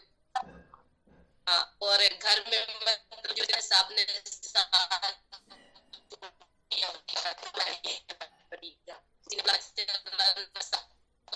आपकी आवाज बहुत कट रही है, आपकी आवाज बहुत ज्यादा कट रही है। बस मुझे इतनी बात समझ आई कि घर परिवार के साथ नहीं देते हैं, पर हम राज्य पे डिपेंड रहते हैं। मैं आपको एक थोड़ी स्टोरी सुनाती हूँ, और ये ट्रू स्टोरी है, इतिहास में भी ये है। मतलब एक किसी राजा की स्टोरी है। जसराम नाम के एक मतलब राजा हुए, चक्रवर्ती राजा। क्या हुआ सुनिएगा ध्यान से, और ट्रू स्टोरी है, आप यूट्यूब पे उसको सर्च भी कर सकते हैं। मैंने कल कहीं पढ़ी थी मैंने इतिहास में कि जसराम थे, पता नहीं ऐसे कुछ नाम था। नाम भी मैं आपको नोट करके बता दूंगी, मैं भूल जाती हूँ, मुझे नाम याद नहीं रहते। क्या था कि उनका जब जन्म हुआ तो वो मल्ल में पैदा हुए थे। मल्ल चक्रवर्ती राजा के यहाँ पैदा हुए थे। मल्ल लगते हैं ना जैसे, तब पैदा हुए थे। लेकिन जब वो रोए ना, तो उनके मुख से क्या निकला? श्री कृष्ण। मतलब वो रो नहीं रहे हैं, कृष्ण कृष्ण का जाप कर रहे हैं। जब वो रोए तो उनके पिताजी बड़े खुश हुए। उनके पिताजी क्यों खुश हुए? कि हाँ, कृष्ण जी के भक्त मेरे घर पैदा हुए हैं। तो इस बात की उनको बहुत खुशी। राम बोले थे तो उनका नाम पड़ गया था राम बोला। हाँ, तो वो बड़े खुश हुए। वो भी कृष्ण जी को मानते थे। उनके पिताजी चक्रवर्ती राजा थे, बहुत नाम था उनका। अब जब उनके घर में वो पैदा हुए तो आस पड़ोस के जो राजा थे या जो मंत्री जन थे, उनको हो गई ईर्ष्या। तो उन्होंने उनके ऊपर कर दिया आक्रमण। आसपास के राजाओं ने आक्रमण कर दिया। घर में क्या था? यश था। मतलब घर में क्या चल रहा था? प्रोग्राम चल रहा था, उनके बेटे के पैदा होने का प्रोग्राम चल रहा था। तो अचानक से युद्ध हुआ था और वो उनका ध्यान भी नहीं था सेना के प्रति, और वो क्या हो गए? राजा हार गए, उनका हो गया वध। अब वो बालक छोटा था, उस बालक के चक्कर में ही तो सारा ड्रामा हुआ था कि आसपास के राजाओं ने उनके ऊपर युद्ध कर दिया था। अब जो राजा की पत्नी थी महारानी, वो एक दासी से बोली कि तुम इसे किसी भी तरह करके इसे बचाओ। राजसी वस्त्रों में वो क्या कहते हैं, वो बालक था राजसी वस्त्रों में। तो वो दासी कहने लगी अब मैं इन्हें बाहर कैसे लेके जाऊं, कोई ना कोई देख लेगा। अब क्या था, उस समय प्रथा हुआ करती थी कि जब राजा मर जाता था तो रानी सती हो जाया करती थी। उस समय की प्रथा ऐसी थी। तो रानी ने बोला मेरे को तो सती होना है, मैंने तो जीवित रहना नहीं, मैं इसकी जिम्मेदारी तुमको देती हूँ, तुम इसे किसी भी तरह से करके बचाओ। अब उस दासी ने क्या किया, नॉर्मल से दासियों वाले गंदे से और गंदे से गंदे वस्त्र पहन लिए, भिखारियों वाले, मतलब जैसे पत्तल वत्तल उठाने वाले। उसने क्या किया, नीचे उस बच्चे के वस्त्र बदले और एक लंगोटी में उसको किया, टोकरी ली, बच्चे को रखा और उसके ऊपर पत्तल रख दिए जूठन बहुत सारे। और वो बच्चा अपने कृष्ण कृष्ण नाम में मस्त रहा करता था, छोटा सा बालक, मुश्किल से 4-5 महीने का। वो टोकरी में लेके जब बाहर गई तो बाहर जो सिपाही खड़े थे उन्होंने कहा क्या है, क्या लेके जा रही हो? तो उन्होंने कहा पत्तल है झूठे, बस ये मेरे काम आ जाएंगे, मेरे बच्चे खा लेंगे इसमें जो खाना है। तो उन्होंने उसको फरोला, देखा उसमें जूठन थी तो उसको जाने दिया। अब वो जाने दिया तो पास के किसी राज्य में जाके वो राजा के पास गई और उनको कहने लगी कि मुझे दासी का कोई कार्य दे दीजिए। क्यों? क्योंकि मेरा बच्चा भी पल जाएगा मेरे साथ और मैं आपके यहाँ रह भी लूंगी, मेरा पालन पोषण हो जाएगा। बच्चे की पहचान नहीं, समझते जाइएगा। तो क्या हुआ कि उन्होंने कहा ठीक है 2 दिन तुम काम करके देखो, अगर हमें अच्छा लगा तो हम तुम्हें रख लेंगे। और वो निपुण दासी थी, चक्रवर्ती राजा की रानी की दासी थी, तो उसने काम बहुत अच्छे से किया, तो वो उनके साथ रहने लगी। 3 साल बीत गए सुंदर साथ जी, वो उस बच्चे को का पालन पोषण करती रही। वो छोटे से बच्चे अपनी मौज मस्ती में इतने तेजस्वी थे, इतने सुंदर थे कि जो उनको देखता उनका मन मोह जाता था उस बालक से। इतने सुंदर, मुलायम, सॉफ्ट और गौर वर्ण थे। अब 3 साल के जब वो हुए जसराम जी, तो उस दासी की मृत्यु हो गई। अब 3 साल के थे वो बेचारे, बालक थे। अब राजा ने उनको निकाल दिया, क्योंकि वो दासी के दम पे रह रही थी, तो राजा ने उनको बाहर निकाल दिया। तो वो सड़कों पे घूमा करते थे, कोई आके उनको वस्त्र पहना देती थी, कोई माँ कोई उसको भोजन करा देती थी। ऐसे करके उनका जीवन कट रहा था और वो अपनी धुन में श्री कृष्ण श्री कृष्ण कृष्ण कृष्ण करते रहते थे। एक बार उनको एक साधु मिला। वो साधु ने उस बालक को देखा। वो बालक इतना सुंदर, इतना सुशील, इतना मतलब इतना तेजस्वी था कि उनको कुछ लगा। जब वो कृष्ण कृष्ण बोलने लगा तो उनसे पूछा गया, ध्यान से सुनिएगा। उस महात्मा ने पूछा कि तुम कौन हो? छोटा सा बालक था, उसको अपना नाम भी नहीं पता था। श्री कृष्ण। तुम्हारे मम्मी पापा कौन है? श्री कृष्ण। तुम्हारा घर कहाँ है? श्री कृष्ण। कहाँ रहते हो? श्री कृष्ण। मतलब कि उनके लिए कोई वस्तु, परिस्थिति, कोई व्यक्ति, कोई जगह थी ही नहीं। कौन थे? श्री कृष्ण। कोई रिश्ता नहीं था, कोई संबंध नहीं था, कोई घर नहीं था, कोई परिवार नहीं था, कुछ नहीं था। वो साधु इतने खुश हुए कि उन्होंने एक शिलाग्राम दी उनको, इतनी सी छोटी सी, बिल्कुल छोटी सी, कि तुम ये लो, इसकी सेवा पूजा किया करना। वो शिलाग्राम तो उन्होंने ले ली। उनके जाने के बाद क्या कहने सोचने लगे कि अब इनको नहलाने के लिए पात्र भी चाहिए, इनको नहलाने के लिए, फिर इनको खाना खिलाने के लिए भी कुछ चाहिए। वो छोटे से बालक थे, जितनी उनकी बुद्धि, तेजस्वी तो वो थे ही, जितनी उनकी बुद्धि काम की, उन्होंने क्या किया, वो शिलाग्राम अपने मुख में रख ली। क्या कहते आप, मैंने गंदा मंदा तो वो कुछ खाते ही नहीं थे। क्या बस आप नहाते रहना, आपका जो चरणामत होगा वो मेरे अंदर जाता रहेगा, और जो मैं खाऊंगा आप खाते रहना। मतलब जो भी खाते थे वो ये नहीं समझते थे कि मैं खा रहा हूँ, वो शिलाग्राम को खिलाते थे, यहाँ रखते थे छोटी सी अपने कपालों पे। वो ऐसा कपाल ऐसे सुजा ही रहता था उनका हमेशा। ऐसे वो जीवन व्यतीत कर रहे थे अपना, और हमेशा ही रखते थे। एक बार वो किसी चक्रवर्ती राजा के यहाँ भोज पे चले गए। वो छोटे से बालक ही तो थे, कितने 5 वर्ष की आयु होगी थी उनकी, और सुंदर तो वो थे, तेजस्वी भी थे। और कोई ना कोई माँ, कोई ना कोई बहन उसको नहला धुला के सुंदर वस्त्र पहना के रखा करती थी, क्योंकि वो सुंदर थे, अपने घर चाय नहीं रख, वो टिकते नहीं थे किसी के घर, क्योंकि वो कृष्ण कृष्ण का जाप किया करते थे, हर किसी को पसंद नहीं आता था। तो किसी चक्रवर्ती राजा के यहाँ जाके वो भोज कर रहे थे। उस राजा की एक पुत्री थी विश्या। उस लड़की का नाम था विश्या। चक्रवर्ती राजा की पुत्री का नाम विश्या था।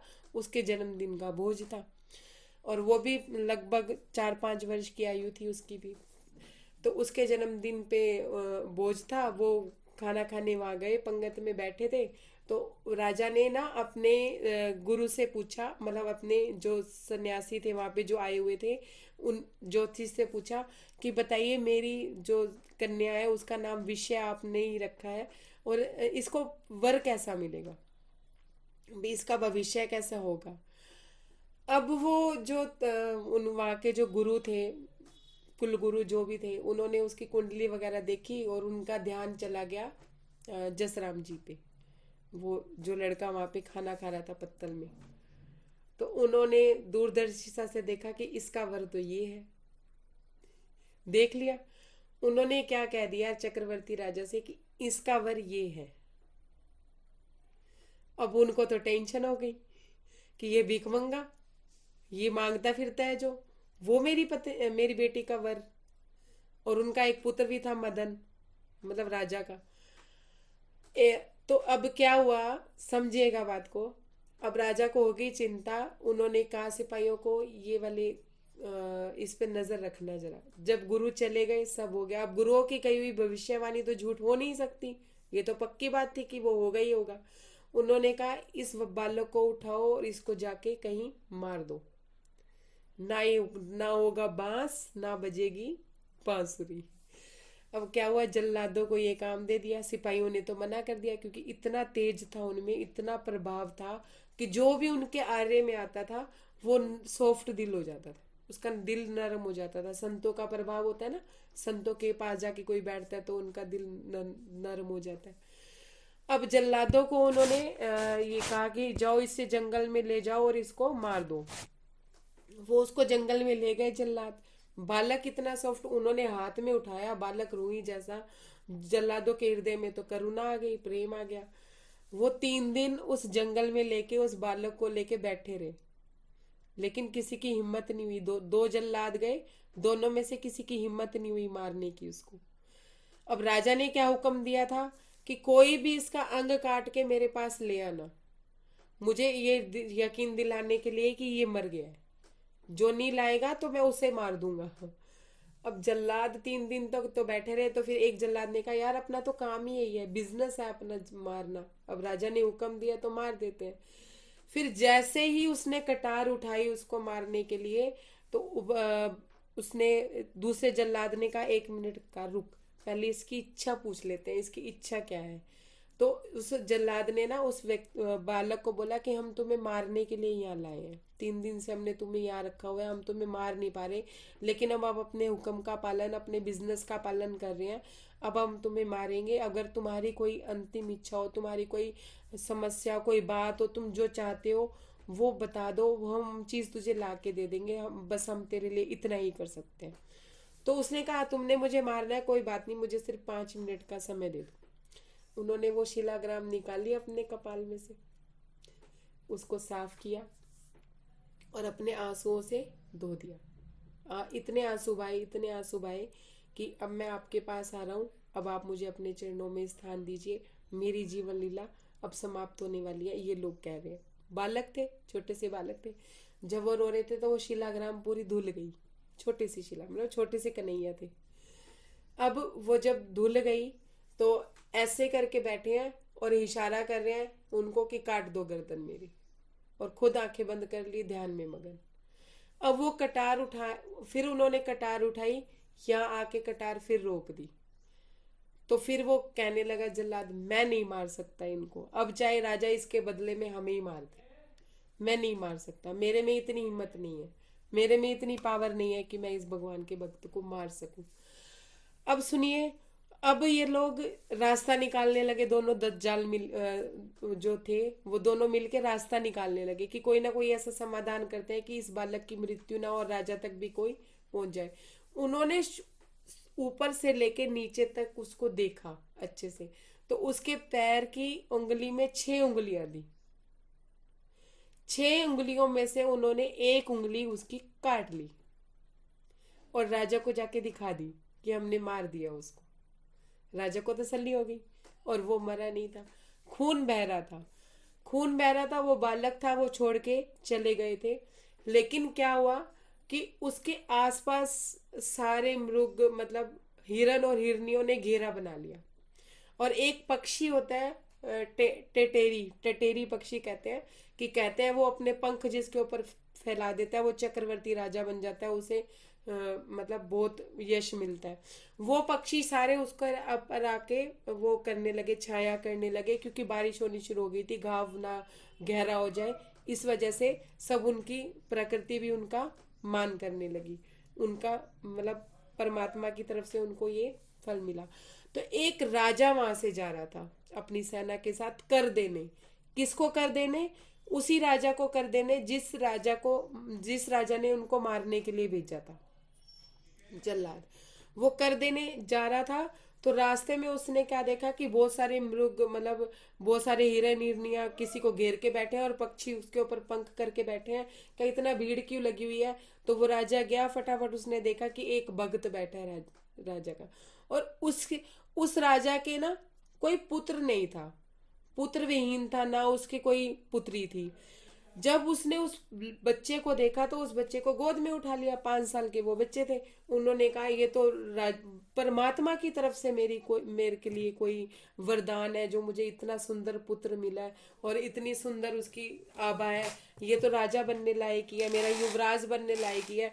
तो वो उसको अपने घर ले गए। कर वर तो सब वो भूल गए, कर देना तो वो भूल गए, उन्हें कुछ याद ही नहीं। वो बालक के साथ इतने मस्त हो गए, उन्हें साक्षात कन्हैया उनमें दिखने लगे और उनके साथ वो मगन हो गए, और उन्होंने अपना युवराज उन्हें घोषित कर दिया कि ये मेरे युवराज है। अब कई दिनों से कर का तो उन्हें याद ध्यान ही नहीं रहा, क्या अब कन्हैया आ गए, अब अपने आप कर देखेंगे, मुझे कोई टेंशन नहीं है। तो अब वो कर नहीं पहुंचा राजा को इधर। तो राजा ने कहा कि इस देश का राजा, कुंतल देश का राजा कर नहीं भेज रहा है, या तो ये देखो कोई अगर प्रॉब्लम में है तो उसकी सहायता करो, अगर वो अहंकार भाव में है तो उसके ऊपर युद्ध करो। ऐसे कह के उसने किसी सेनापति को भेजा उनके पास। जब वो गए तो वहां पे वो बालक बैठा था, तो वो सेनापति ने बालक को पहचान लिया, राजा को न्यूज दी। अब राजा खुद आया देखने उनको। अब राजा देखने आया तो राजा ने कहा कि तुमने कर नहीं दिया। अब ये तो बताया नहीं कि ये बालक जिंदा है, इस बालक को मरवाना है, मुझे ये बालक चाहिए। अब मन में भाव क्या था? अब तो इसे ही समझना चाहिए था ना उस विषय के पति को। उसकी बुद्धि मतलब कुबुद्धि करके उसका नाम था, और उसकी बुद्धि भी कुबुद्धि थी उस राजा की।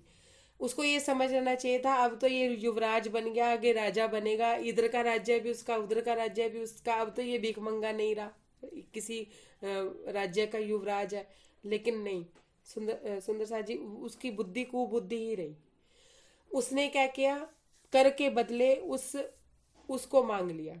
तब तक क्या कहते हैं, उस लड़के की आयु हो गई थी 10 वर्ष तक की, 10-12 वर्ष तक की हो गई थी। उस लड़के को ही मांग लिया उसने कि कर में तुम ये लड़का मुझे दे दो, और कुछ समय के लिए मैं इसे अपने राज्य में रखना चाहता हूँ, फिर मैं तुम्हें वापस दे दूंगा।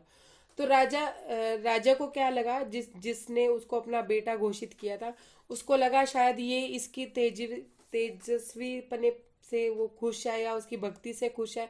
तो थोड़ा टाइम जैसे मैं इसके साथ विहार कर रहा हूँ, प्रभु इच्छा में हम कह देते हैं ना, राज्य के साथ एक रूह है तो दूसरी भी रूह हो, इस भाव में उसने अपने बेटे को वहां भेज दिया। अब देखिए उस राजा ने क्या चालबाजी चली। राजा तो वहीं रहा, उसने अपने बेटे को पत्र लिखा। पत्र में क्या लिखा कि बिना सोचे समझे इसको विष दे देना, बिल्कुल मत सोचना, कोई बिल्कुल भी देरी मत करना, एक क्षण की देरी मत करना, जैसे ही ये पहुंचे इसको विष दे देना। समझ गए आप? अब क्या हुआ, जब वो युवराज गया तो वो राजवाटिका में घुस गया, तो वहां पे विष्या भी थी। विष्या वो लड़की, समझ गया, वो जिसके साथ उसका विवाह तय था कि होना ही होना है, उसका वर थे वो। जब वो लड़की ने उनको देखा तो युवावस्था में थे वो, यौवन यौवन उनका पूरा था, पूरी आकर्षित भी हुई और पूर्व जन्म के कोई संबंध था तो उसके साथ संबंध भी स्थापित होना था। तो उस लड़की को उससे प्रेम हो गया, उस व्यक्ति से प्रेम हो गया। अब उन्होंने कहा कि शायद ये कोई राहगीर है जो गलती से इस वाटिका में आ गया, इसको ये पता नहीं है कि ये राजवाटिका है। तो उसने उनसे पूछा कि आप यहाँ कैसे है। तो उन्होंने कहा कि राजा ने ये पत्र दे के मुझे भेजा है। अब उस लड़की, वैसे तो कोई उस समय धर्म का निर्वाह किया जाता था, कोई किसी का पत्र खोलता नहीं था, लेकिन उसके पिता के नाम, उसके भाई के नाम का पत्र था, तो उस लड़की ने खोल लिया और उसके अंदर लिखा हुआ था कि तुरंत इसे विष दे देना है, देरी नहीं करनी है, 1 मिनट की देरी किए बिना विष दे देना। और वो लड़की सोचने लगी, इतना तेजस्वी पुरुष है, इतना तेजस्वी बालक है, मतलब व्यक्ति है, इसको विष दे के मारने का राजा को, भैया को क्या मिलेगा, पिता को क्या मिलेगा, इसके लिए कुछ और करते हैं। अब उस लड़की के मन में भी उसके साथ विवाह करने की इच्छा थी। उसने अपने काजल से वो ली, लकड़ी ली, काजल लगा के विष को विष्या कर दिया, या बना दिया। क्या आ गया? विष्या, विषया कि इसको विषया विषया दे हाँ देना, मतलब विषया के साथ इसका विवाह कर देना, मतलब विषया दे देना। अब जैसे ही उसके भाई ने पत्र खोला, मदन नाम था उसका, उसने पत्र खोला, उसने कहा पिताजी ने कहा था इसको तो विषया देनी है। उसने फटाफट राज दरबार था, प्रणाम जी 1 मिनट, राज दरबारी को कहा कि तैयारी करो शादी की, और फटाफट शादी की तैयारियां हुई और उसके साथ उसका विवाह हो गया विषया के साथ। अब उधर राजा सोच रहा था कि अब तो मदन ने दे दिया होगा विष वगैरह सब कुछ, अब तो वो मर गया होगा, अब राज दरबार का युवराज है, मुझे जाके सारी बात संभालनी पड़ेगी कि क्यों विष दे दिया, क्यों मृत्यु हो गई, ये राजा तो मेरी जान खा जाएगा। ये सोच के वो वापिस आया। एक दिन बाद तो उसने देखा पूरा राज्य सजा हुआ है, तो उसने आके पूछा ये किस चीज की सजावट है? कि आपकी पुत्री का विवाह हो गया, आपने बोला था, जैसा पत्र आपने लिखा था वैसा हो गया। तो बोले मेरी पुत्री का विवाह? मेरे बिना? और किससे हो गया? अब जब वो गए अपने बेटे के पास, तो बेटे ने कहा आपने ही तो लिखा था, ये रहा पत्र, आप देखो। और उस समय शाही भी किसकी हुआ करती थी? काजल की हुआ करती थी। अरे मैंने तो विष लिखा था, ये विषय कैसे हो गया? सुंदर सा जी, उस लड़की को ना अपने पिता पे बड़ा गुस्सा आता था कि किसी का नाम प्रभावती है, किसी का नाम लाजवंती है, मेरा नाम विषय क्यों रखा है, मैं विष हूँ? तो वो उस लड़की को अपने नाम की सार्थकता तब समझ आई कि मुझे एक शब्द बदलना था और मेरे को इतना योग्य पुरुष मिलना था। तो वो तो खुश थी, उधर से वो लड़का भी खुश था, क्योंकि वो तो भगवान की भक्ति में था, उसको कोई मतलब ही नहीं था किसी चीज से। अब उसका पिता तो माथा सिर पे हाथ रख के बैठ गया, ये क्या हो गया? अब देखो फिर भी उसको बुद्धि नहीं आई कि हाँ भाई अब मेरी बेटी का विवाह जो नियति ने तय किया हुआ था वो तो तय था, वो हो गया, अब तो मुझे एक्सेप्ट कर लेना चाहिए कि कोई बात नहीं, ये भी राज्य उसका हो गया, चलो वो भी चक्रवर्ती राज्य का पुत्र है, युवराज है, राजकुमार है, कोई बात नहीं। लेकिन उसकी बुद्धि विष बुद्धि थी, ये समझिए। उसने क्या किया, मन में सोचा मेरी पत्नी भले ही विधवा हो जाए, लेकिन मुझे इसे खत्म ही करना है, मुझे इसे मारना ही है। सुंदर सा जी, दीदी दीदी पत्नी नहीं बेटी, पुत्री पुत्री पुत्री।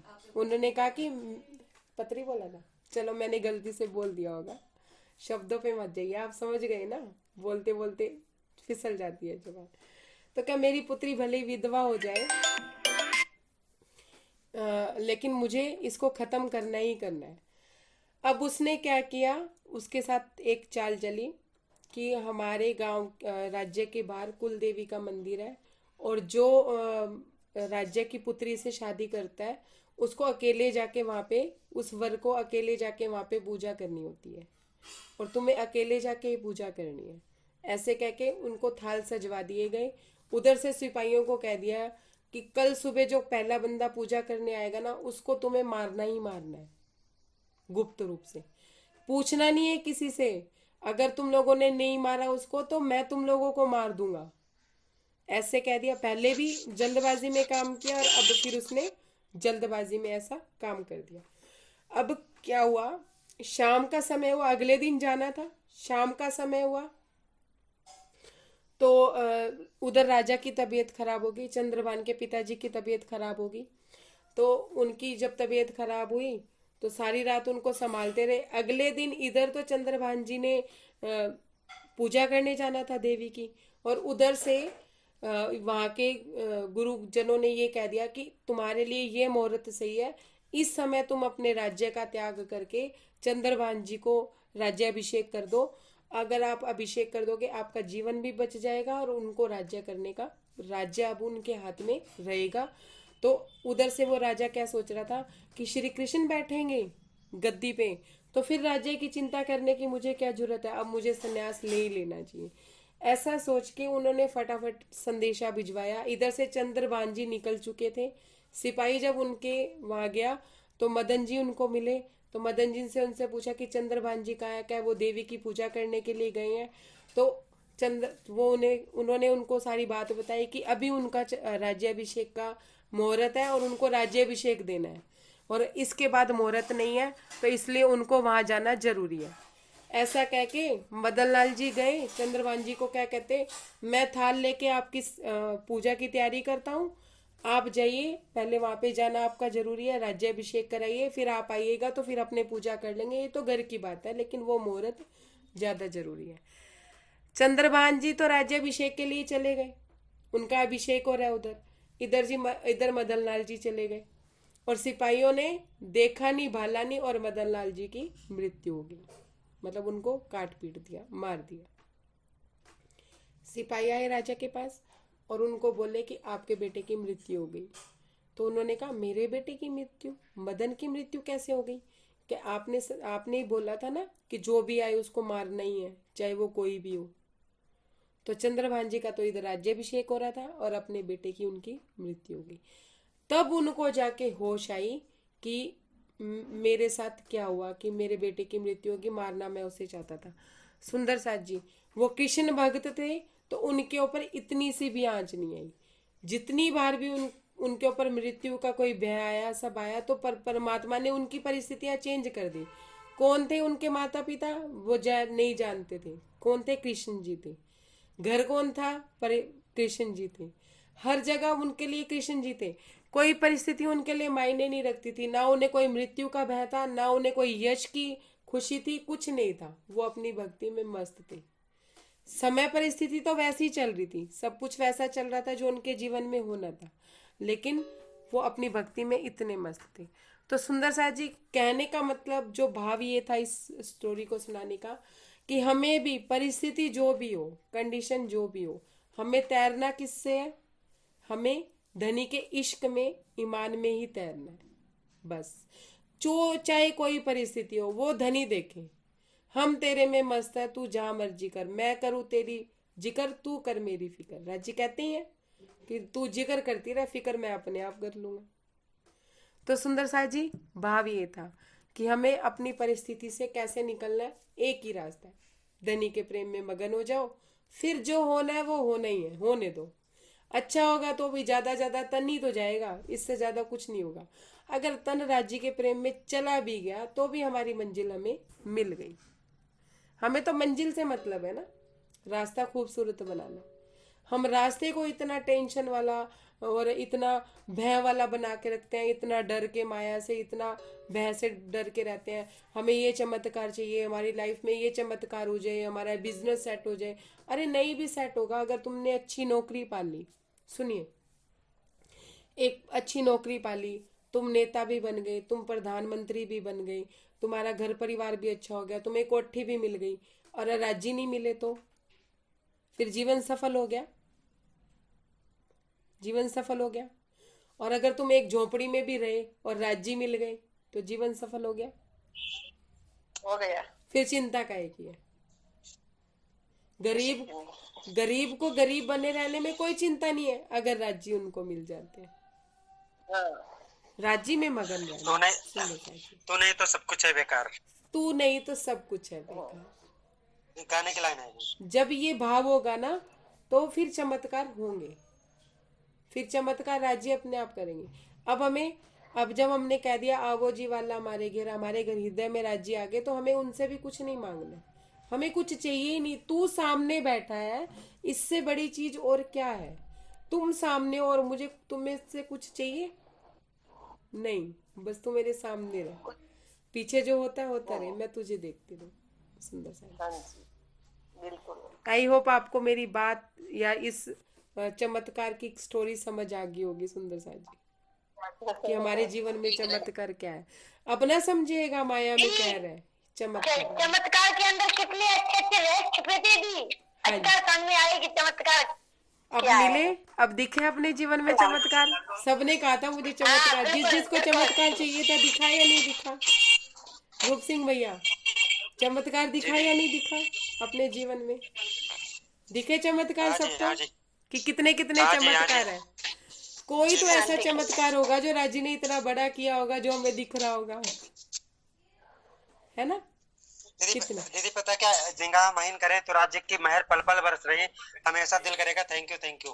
अगर निगाह महीन नहीं करते हैं तो हम जाहिर रूप से चमत्कार का इंतजार करेंगे। दृष्टिकोण बदलना है सुंदर साथ जी। परिस्थितियां वही है, मन स्थिति बदलनी है, मन की स्थिति बदलनी है। मन की स्थिति बदली सब बदला, मन की स्थिति नहीं बदली तो कुछ भी नहीं बदला। मन लगा अभी विषय वासनाओं में। एक सुंदर साथ का प्रश्न था छोटा सा, और एक ही लाइन में आंसर दूंगी, ज्यादा नहीं दूंगी क्योंकि सब समझदार है, सब समझते हैं कि मेरा मन विषय वासनाओं में भी लगा रहता है, मेरा मन अभी खाने में भी भटकता है, मेरा मन अभी कपड़ों में भी भटकता है, मेरा मन अभी विषय वासनाओं में भी है। फिर भी मैं राजी राजी का नाम लेता रहता हूँ, और मुझे वाणी भी बहुत अच्छे से आती है। मैं वाणी मंथन में, मेरे से छुपाइयों में कोई जीत नहीं सकता। मैं नाम नहीं बताऊंगी उनका, बड़े प्रवक्ता है वो, बहुत बड़े ज्ञानी ध्यानी है, चर्चा भी करते हैं। उन्होंने मेरे से प्रश्न किया। एक मिनट रूप सिंह भैया, कुछ कहना चाहते हो? कि बिक्की भैया ना, अमित बिक्की। अब बोलना जरूरी था क्या? दीदी वही तो बोलना जरूरी नहीं था। मतलब वो इतने ज्ञानी ध्यानी है कि इतनी चौपाइयां उनको याद है जितनी मुझे लगता है स्वामी प्राणनाथ जी को याद नहीं होंगी। वो तो लिख के भूल गए होंगे, मस्ती में चले गए होंगे राज्य, लेकिन उनको इतनी चौपाइयां याद है। वो ये कहते हैं कि नहीं वो सुंदर साथ नहीं है, मैं नहीं जानती उनको, मैं उनको जानती नहीं, आप जिनकी बात कर रहे हो, ठीक है, मैं जिसकी भी बात कर रही हूँ मैं नाम नहीं ले रही हूँ। वो कहते हैं कि मेरा मन विषय वासनाओं में भी जाता है। अभी मेरे मन में हर इंद्री मेरा सुख लेना चाहती है, हर इंद्री का सुख मैं लेना चाहता हूँ। और क्या मुझे राज्य मिलेंगे? क्या सच में मुझे राज्य की सानिध्यता है? मैंने कहा पहले तो ये बात अपने हृदय में देखो कि आपको राज्य की सानिध्यता महसूस होती है या नहीं होती। क्या कभी होती है, कभी नहीं भी होती है। मैंने वाणी रटी हुई है। वाणी रटने से क्या होगा सुंदर साथ जी? वाणी रटने से तो वही बात होगी ना, 30 साल से एक बच्चा इंजीनियरिंग कर रहा है और उसे इंजीनियरिंग के हर प्रश्न का आंसर पता है। वो झट से कोई प्रश्न पूछे तो आंसर दे देगा क्योंकि उसने निपुणता प्राप्त की है। लेकिन मुझे राज्य ने जो इसका जवाब दिया वो मैंने उनको जवाब दिया, और मैंने उनको बोला था कि मैं बैठक में भी इसका बात का जवाब दूंगी। अगर मन अभी भी विषय वासनाओं में भटक रहा है, अभी भी, चाहे वो मैं ही क्यों ना हूं, कि मेरा मन अभी खाने में जा रहा है, पीने में जा रहा है, या कपड़ों में जा रहा है, या विषय वासनाओं में जा रहा है, और मैं वाणी मंथन भी कर रही हूँ, मैं चर्चनी भी सीख रही हूँ, सब कुछ कर रही हूँ, तो सिर्फ और सिर्फ अहंकार आएगा राज्य के प्रति, वाणी के प्रति। सिर्फ अहंकार भाव आएगा कि मैं ये, मैं वो, मैं वो। राज्य नहीं मिलेंगे, राज्य का इश्क नहीं मिलेगा, राज्य का प्रेम नहीं मिलेगा, मन में वो करुणा आएगी नहीं, मन में वो छोटापन आएगा ही नहीं। क्यों? क्योंकि मन अभी विषय वासनाएं भोग रहा है, मन अभी विषय वासनाओं में भाग रहा है। जब धनी का प्रेम का स्वाद लग जाएगा तो किसी का प्रेम अच्छा ही नहीं लगेगा। किसी का प्रेम अभी मन काला पीला नीला सब है, धनी रंग लगा सोई लगा, काला पीला नीला सब है। जब मन स्थिर हो जाएगा, जब मन में एक राज्य के प्रेम का स्वाद लग गया, जैसे दादा गुरु महाराज ने उनको चटाई धूल, ऐसे ही हमारे सदगुरु ने, सच्चे सदगुरु ने, पूर्ण सदगुरु ने सूक्ष्म रूप से या स्थूल रूप से हमें छू भर दिया। उसके बाद हमें किसी का स्वाद लगेगा ही नहीं सुंदर साहब जी। राजी ने जब हमें छू दिया ना, अंदर से टच कर दिया और हमें जगा दिया और हम जग गए। अब नींद में है ना हमारी परात्म, जब उन्होंने छू दिया तो वो जग जाएगी। जिस दिन स्वाद लग गया, जिस दिन जग गया, किसी से उम्मीद नहीं होगी, कोई घर परिवार नहीं होगा, मन से कोई घर परिवार नहीं, किसी का प्रेम नहीं लगेगा, सब स्वार्थ दिखने लगेगा, भौतिकताएं दिखने लगेगी, भौतिकताओं में आनंद नहीं होगा, एकांत अच्छा लगने लगेगा और गरीबी अच्छी नहीं लगने लगेगी, नम्रता, निर्मलता, निर्विकार, ये सारे गुण ऑटोमेटिकली अपने आप आ जाएंगे। क्यों? क्योंकि राज्य से ज्यादा कोई सुंदर नहीं और राज्य से बड़ा किसी का इश्क नहीं, राज्य से बड़ा कोई प्रेमी नहीं और राज्य से ज्यादा भौतिकता किसी के पास नहीं। दीदी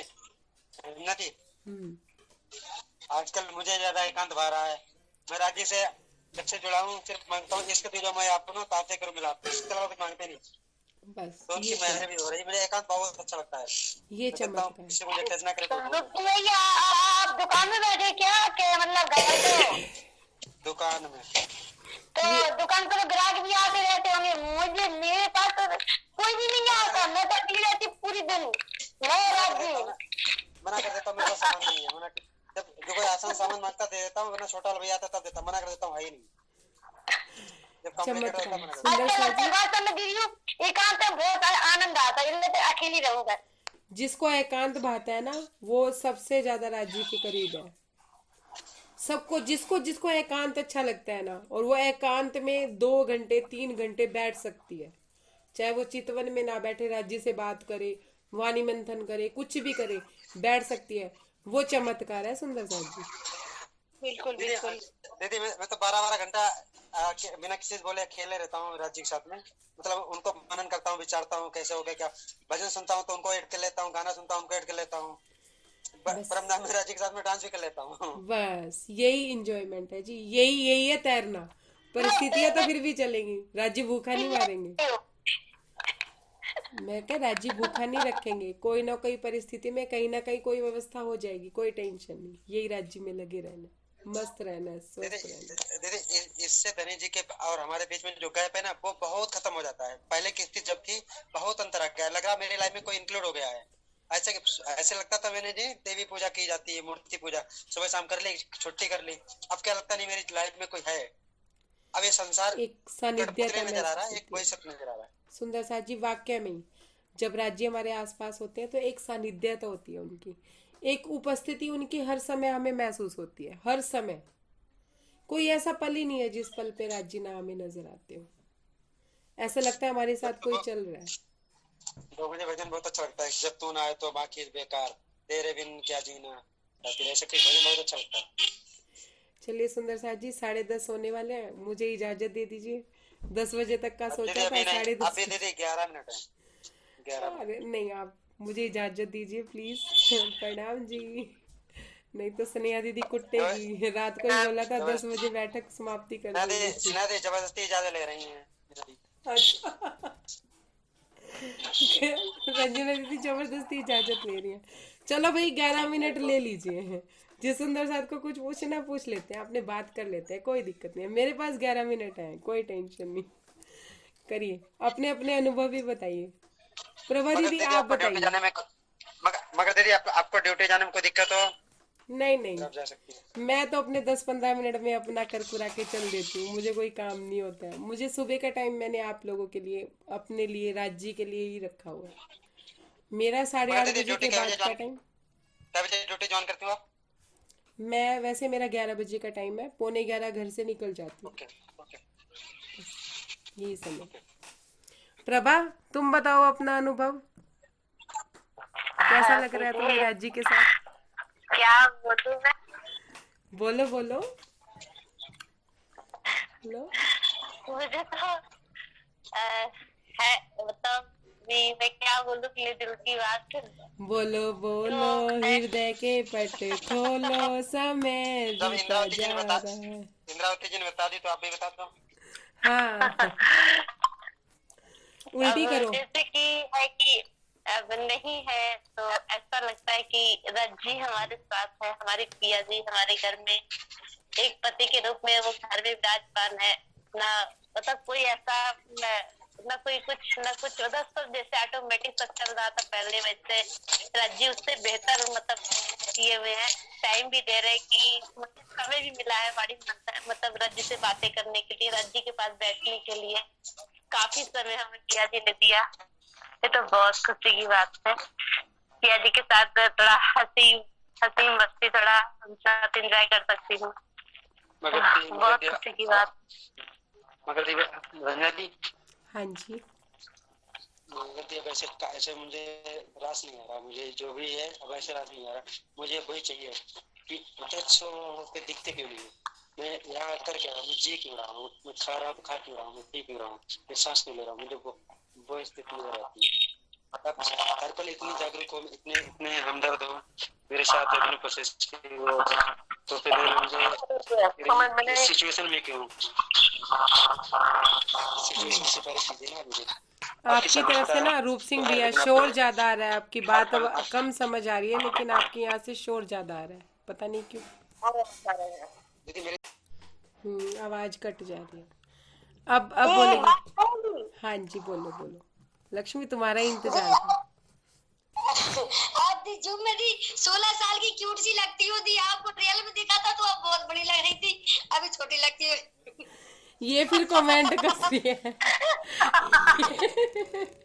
ये फिर कमेंट कस रही है, देखो आप, कोई मौका छोड़ना ही नहीं है इसने कुछ भी बोलने का ना। शुक्र है तूने पुखराज पाठ। अभी आप छोटा सा हीरा लग रही हो, जब रियल में देखा था तो बहुत बड़ा हीरा लग रही थी। सॉरी दी, वो मुख से के गया, सॉरी। मैं तो हुई 16 साल की जी, और हम सभी 16 साल के हैं, हम कहाँ बड़े हुए हैं। ये तो शरीर बढ़ रहा है, अंदर से तो हम 16 साल के देखो हैं। वो शरीर मतलब मिट्टी का बॉडी थोड़ा वो भारी है, लेकिन कहते हैं हम 16 साल के ही है। स्नेहा दीदी देखो कितने खुश हो रहे हैं, प्रणाम कर रही हैं हाथ जोड़ के। लक्ष्मी तुम्हें प्रणाम, शत शत नमन, तुम मुझे बदला करके ही छोड़ोगी। स्नेहा दीदी बोल लो ना, अनम्यूट करके बोल लो, हम भी आवाज सुन लेंगे। कहती नहीं। लक्ष्मी दीदी तुम, मन की उम्र नहीं होती ना, लक्ष्मी कमेंट करना छोड़ो मेरी बॉडी पे, ठीक है। मन की उम्र नहीं होती ना। हाँ नहीं, मन की कोई उम्र नहीं, स्नेहा दीदी कहते म्यूट करके आनंद ले रही है पूरा बंद करके। पूरी मस्ती ले रही है वो। अब वो सोएंगी ना तो सपने में सारे बातें करते ही दिखेंगे उनको, देखना सारे सपने में जाके डराएंगे इनको बातें सुना सुना के ना। नहीं देखो, सब अपनी मस्ती में ऐसे ही राज्य की मस्ती में मस्त रहना है। अब आज अपने जीवन में देखना क्या क्या चमत्कार है। लिखने बैठोगे ना पेज भर जाएगा, लेकिन चमत्कार नहीं खत्म होंगे कि कितने कितने, जब से हम राज्य में। और कितनी कितनी सारी चमत्कार हैं, पता ही नहीं था तुम्हारे शब्द खुले आते। अब बोलो कोई और, क्या कौन बोल रहा है? सोनल दीदी क्या बोल रहे हो? अभी ये भी खुद का जो बताना वही बोल। क्या कह रही है सोनल? ये बोल रही हूँ कि मैं तो इतनी एक्साइटेड हूँ कि जो विष्णु भगवान को नहीं मिला, जो ब्रह्मा जी को नहीं मिला, और जो शंकर जी को वो भी समाधि लगा के बैठे, वो हमको मिल गया, तो मैं तो इतनी खुश हूँ ना कि उसकी कोई बात ही नहीं। क्योंकि दीदी हमारा आनंद हो गया, ठीक है, तो हम आनंद में ही लगे, क्योंकि सुख हो दुख हो हमारे अंदर कोई फर्क ही नहीं पड़ना चाहिए, क्योंकि हम तो राज्य के चरणों में, हम तो यहाँ है नहीं, तो फिर हमें काहे का दुख। सही में हमें कोई दुख नहीं मैं है। सबको यही समझाती थी। पूर्णिमा दीदी आप कुछ नहीं कहेंगे? रेखा दीदी आप भी कुछ नहीं कहेंगे? जया दीदी, पूर्णिमा दीदी बोलिए, पूर्णिमा दीदी बोलिए प्लीज थोड़ा सा कुछ। बता दी मैं थोड़ा बोलूं, चिंती वाला। सबसे ज्यादा ना पूर्णिमा दीदी हमारे ग्रुप में छुपी रुस्तम है। चिंती वाला मैं बोलेंगे। हाँ पता, पूनम दीदी के अंदर बड़ी सरकार श्री नजर आती है, पता किसके अंदर? पूर्णिमा दीदी के अंदर पूनम पतली पतली है ना, वो लंबी लंबी पतली पतली, तो लगता है सरकार श्री हो नजर आती थोड़ी थोड़ी। राजी राजी पिया, क्या क्या बोलती हो लाडू? लाडू वो छोटा बच्चा होता है ना, पूरे घर में उगदड़ मचाता रहता है। आपने देखा छोटा बच्चा पूरे घर में उगदड़ मचाता है, उसको पूनम दीदी के अंदर सरकार श्री मुझे ऐसी नजर आती है। ये मेरे पिया प्रणाम जी बेटा, प्रणाम जी। प्रणाम जी। छोटा छोटा बच्चा है। प्रणाम जी। प्रणाम जी। प्रणाम जी। रेखा बहन को प्रणाम जी। प्रणाम जी। प्रणाम जी। प्रणाम जी रेखा बहन। प्रणाम। मैं क्या कह रही हूँ, मैंने कहा जैसे हमारी पूर्णिमा दीदी छुपा रुस्तम है, छुपा हुआ हीरा है, ठीक है। और ये जो लक्ष्मी है ना, ये वो छोटा बच्चा है, पूरे घर में शोर मचाता है, पूरे परम धाम में शोर मचाती है। राजी से देख देख के खुश होते रहते हैं, कभी कूद रही है, कभी कुछ कर रही है, कभी कुछ कर रही है। फिर राजी इसे सबसे, इसीलिए ना इसको चित्रकारी करने का हुनर पता है राजी ने क्यों दिया है? रूप सिंह भैया एक बार म्यूट करना। इसको चित्रकारी का इसलिए दिया है, राजी कहते हैं इसको टिका के बिठाने के लिए बच्चों को खिलौने दिए जाते हैं ना, राजी कहते हैं चल मेरी तस्वीर बना, चल चल तो किसी सखी को बना, चल तो श्यामा महारानी बना। अब ये थक जाती है तो राजी कहते हैं चल चरण बना। मतलब ऐसे करके राजी इसको बैठा के रखते हैं। ये शरारती बच्चा है। नहीं तो अगर इसके पास कुछ बनाने के लिए नहीं होगा ना, तो ये पूर्णिमा दीदी पे कमेंट कसेगी, मुझे पहाड़ बोलेगी। सखे आप अच्छी हो इसलिए सबको अच्छी देखती हो, मैं कुछ नहीं हूँ। नहीं नहीं, सब अच्छे हैं। सुंदर साथ सारी तो सखियां बहुत प्यारी है, बहुत प्यारी सारी अरे सखियां। हमारे सुंदर इतनी साथ बात तो है, सारी सखियां बहुत प्यारी। छोटे छोटे डायमंड है जो परम धाम के यहाँ गिरे हैं। हर किसी को पहचान थोड़ी ना है, हर किसी के लिए तो हम कंकर पत्थर है। माया में देखो लोग हमें कंकर पत्थर ही समझते हैं, लेकिन असल में हम डायमंड है और छिप के रह रहे हैं। कंकर पत्थरों में हम छिप के बैठे हुए हैं। लेकिन अब हम लोगों ने अपनी चाल समझ ली है कि हम मामूली कंकर पत्थर नहीं है, हम राज्य के हीरे हैं, है ना। उनके दिल है। अभी तक क्या था, अकेला चना बाहर नहीं फोड़ सकता है, अब यहाँ क्या सिद्ध हुआ, अकेला चना बाहर फोड़ सकता है। हाँ, अकेला जना हम 12,000 एक साथ हो गए, हम जाल लेके उड़ जाएंगे, माया का जाल लेके उड़ के चल सीधा परम धाम। हम लोगों ने किसी ने अपने पंख ही नहीं रोकने हैं जी, सीधा परम धाम जाएंगे हम नहीं रुकते हैं। तभी तो राजी ने, मुझे ऐसा लगता है स्नेहा दीदी, कि इसलिए राजी ने बोला। 12,000 नहीं, 12,001 राज्य भी है ना हमारे साथ। तो राजी तो उड़ा के लेके जाएंगे हमें, हम 12,000 पंख नहीं रोकेंगे। मतलब मेरे कहने का मतलब है, इसलिए राजी ने कहा कि इकट्ठे गए हो इकट्ठे ही आना, कि माया इतनी बलवान है, एक से काबू होगी नहीं। 12,000 मिलके काबू करेंगे तो माया का बस चलना ही नहीं। अब चलता है माया का बस, अब 12,000 हम इकट्ठे हो गए, अब नहीं चलता। नहीं, घर के लोग, अब तो ऐसा लगता है घर के लोग निकाल देंगे ना तो हम किसी के यहाँ जाके भी रह लेंगे। एक एक महीना भी बिताया तो भी वर्षों से दिन पूरे नहीं होंगे। नहीं, राज्य ने 12,000 फैमिली दिया है, अब डर नहीं है, निकाले भी तो कुछ डर नहीं। कहीं भी जाके रह लेंगे, कहीं भी जाके रह लेंगे, जहाँ मन किया वहाँ बस रहे, किसी न किसी के लिए। दीदी बाबा लगा 12 महीने में 12 तरीका से तुझको प्यार जताएंगे। हाँ क्या कह रहे हैं रूप सिंह भैया? 12 महीने में 12 तरीके से तुमको प्यार जताएंगे हम। होता थी पहले धमकी से डर लगता था कि चल भाग मेरे, मतलब कई बातों से ऐसे डर लगता था कि मैं कहाँ जाऊंगी, क्या करूंगी, कैसे। अब चाकू कुछ फर्क नहीं पड़ता। हाँ, कहने दो। अब परिवार है। अब माया से भी डर नहीं लगता कि अगर कोई समस्या भी आएगी तो 12,000 मिलके सुलझा लेंगी, अब दिक्कत नहीं होती।